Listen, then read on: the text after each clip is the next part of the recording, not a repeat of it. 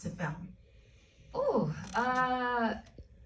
it was rough to film, because you're going into a space of trying to process if these were, your last moments, and trying to get as close as you can to whatever that experience would be, which is not necessarily one you want.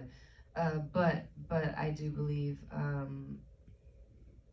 well, that's a whole other conversation. But I do believe that in that space, there is a freeing and a new life in a way, if that makes sense.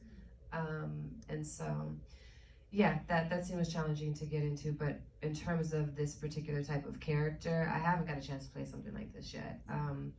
That's the wonderful thing about getting older. is I think that. But not looking at That I receive that in Jesus' name.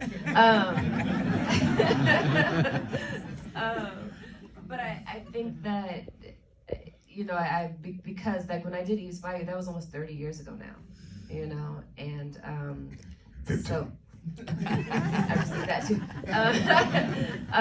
But I think what happens is, by the grace of God, I've been able to continue a career this long, and I think as time goes and you grow and you change and you have different experiences, not only do people see you differently and start to be open to seeing you differently, but also you're different because of what you experience and the experiences that you've had in life. And just as Tay said, if we hadn't had any experience to draw from, it's very, very hard to get to that place in a very, very honest way.